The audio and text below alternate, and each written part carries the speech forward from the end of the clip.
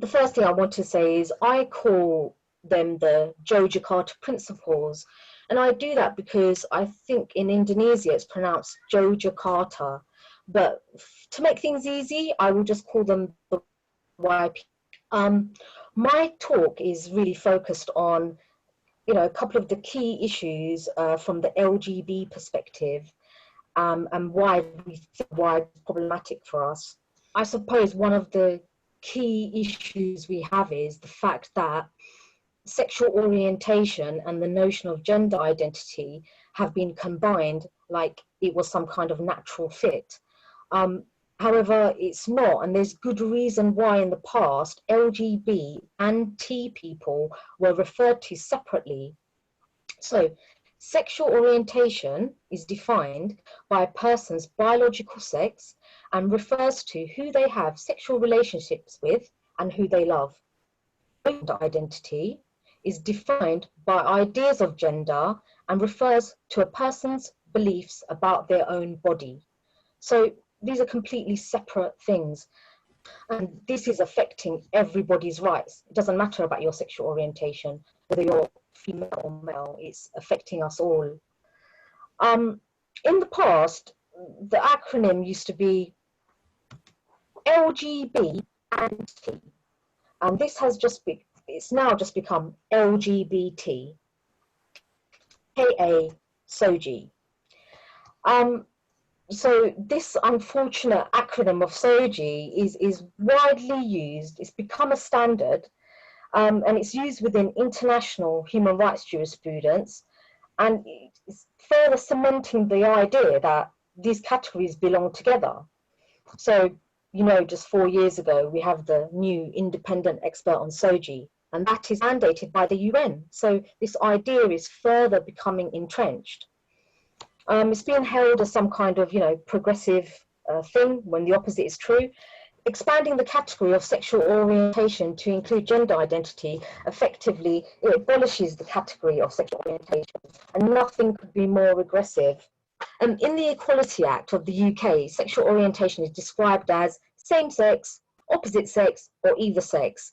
However, in the YP, sexual orientation is described as same gender, different gender, more than one gender.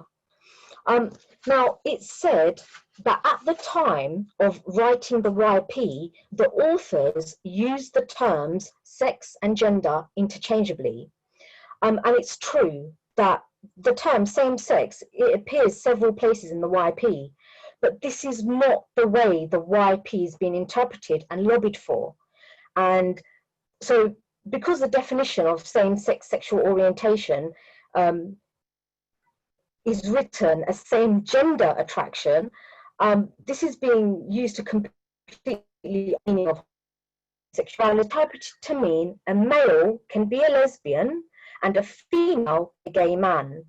So if biological sex is thought to be female and male homosexuals are just erased. Look, whatever the intentions of the authors, so long as that same gender definition is included as sexual orientation in the YP simply cannot be relied upon to protect the sex-based rights of LGB people. So I'm afraid the hijacking of sexual orientation doesn't end there. So it moves on, as you've already heard, in the YP plus 10. Which includes gender expression and sex characteristics, as you know. So yes, it's mentioned even in the original YP, but even in the definition of gender identity, but it goes further. In YP plus 10, gender expression is expanded and emphasized, and it even includes makeup, wearing makeup, yeah. Sex characteristics are also included and highlighted a lot. And sex characteristics refers to people who are intersex and have a DSD, a different sexual development. Again, as you know, an entirely separate category. There is no reason to include intersex people within the category of sexual orientation because they are two different causes. Okay, so we've been, in spite of all of this, we've still been joined together as if it were some kind of logical conclusion. when the fact is, it's the expansion of the category of sexual orientation that is causing so much harm and confusion to LGB people, young people, and especially girls. So you've heard about, by now, you've heard about the disastrous Principle 31. So if you think that what I've said isn't enough to convince you that the YP has got nothing to do with LGB rights, please have a look at Principle 31. It still takes my breath away now. So I'm not going to read it to you because you can see it on my screen. I'm sure you've heard plenty about it, but ending the registration of sex and gender in official documents such as birth certificates has no benefits for LGB people whatsoever.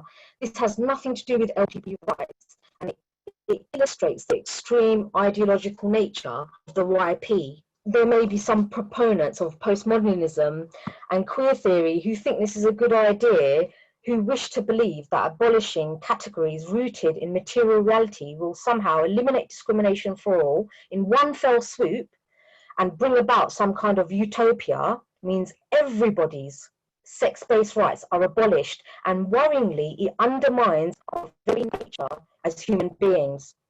So it could be argued that every single one of our human rights will be abolished.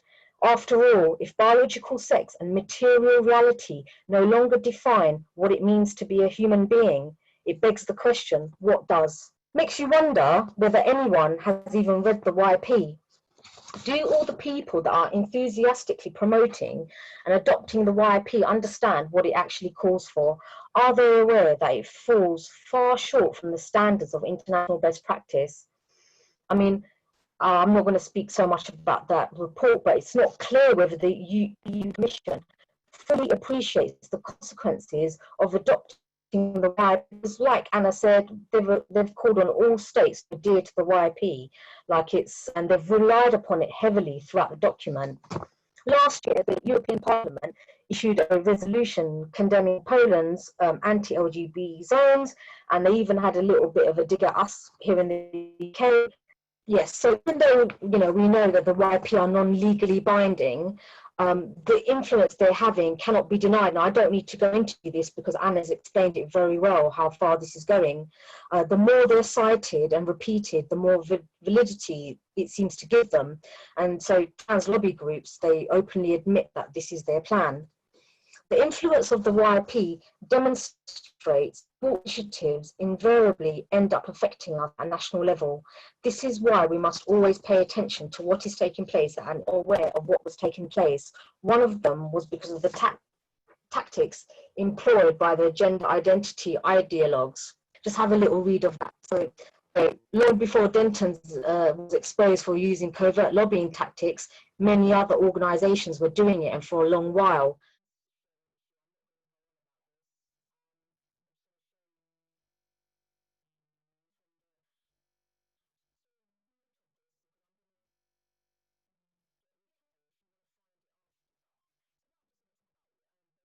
What can we do about all of this covert kind of lobbying?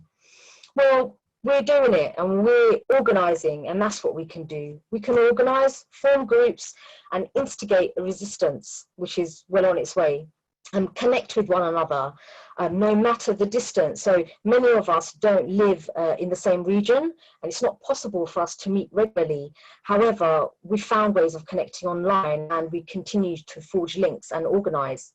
It's our movement that has been hijacked, and it's up to us to reclaim it. Setting up LGB groups in each and every country will help to do this. And you have our full support. So if you want to get in touch with Kate and Bev and ask for advice and guidance, please do that. Once you've set up your group, you'll be able to lobby internationally, and it seems that this is more and more vital. And we can use international mechanisms to get our voices heard. Now, I don't want to go on much about the Universal Periodic Review because Anna's touched upon it, but just have a look at Stonewall's example of how they got involved. They did this in 2017, and look at the recommendations, look at what they're asking for. So like I said, if you make a note of it before I move on, you can read it later. It's pretty horrendous, but this is them. And look at the top where it says, we want to campaign for trans internationally in 2012. Well, that's news to us. They never told the rest of us. So you can see here now more their covert tactics. This is public information, so it's out there. So if you want to find out anything about the UPR, you just go to UPR info and find out. They're blokes. I'm just going to warn you who isn't. And then you can find out a lot of what you need to know. Now, this bit about the National Human Rights Institute, they have a unique position. They have a lot of power. Recently, I found out that within the South East Asia area, NHRIs are being trained about the YP. So just how serious that is. That's a national human rights institution with special consultative status at the UN, and now they are being captured by being trained upon about the YP. I'll explain more about that another time. Basically, they have been, the ones that I've cited here, Australia, Hungary, and India, they have all cited the YP as international best practice. It's very interesting to see that in Hungary, to be honest with you, because if the institutions in Hungary are captured and their Human Rights Institute is promoting extreme ideologies, that sort of puts a few things into context. I just wanted to mention that. So, it is up to the NHRI to promote human rights. Don't get me wrong, that's their duty and role. However, it's not their duty and role to promote and adopt extreme ideological positions. And these are ideologies that the public are not even aware of. How do you think the UK public would feel knowing that our NHRI is promoting the YP and would basically saying that they think it's okay to abolish recording sex and gender on birth certificates? So it's quite bonkers, really. The last bit I'm going to say is, can the YP be legally challenged? This has been asked before.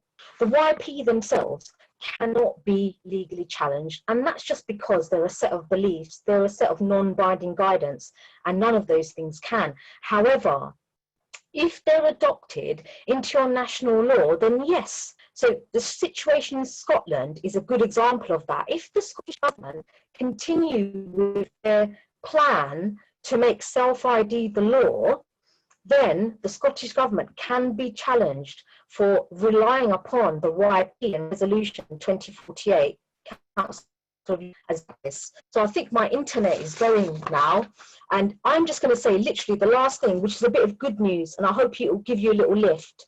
And the good news is this: we have been contacted by one of the original authors of the YP. That's right, they got in touch with us, and they got in touch because they're surprised about how the direction that things have gone. And looking back, they've said that they don't agree with what was done in the original YP, and they certainly don't agree with YP plus 10. And I asked this person, I said, what advice would you give to people? What can people do about this? And they simply said, resist. And my screenshot is gone, but you can't see the resist. Oh, well, that's all we want to say to you. Resist, it's our chance to get our movement back on track to what it was. And just know one thing, all of you, we will separate the category of sexual orientation from all other categories. Thank you.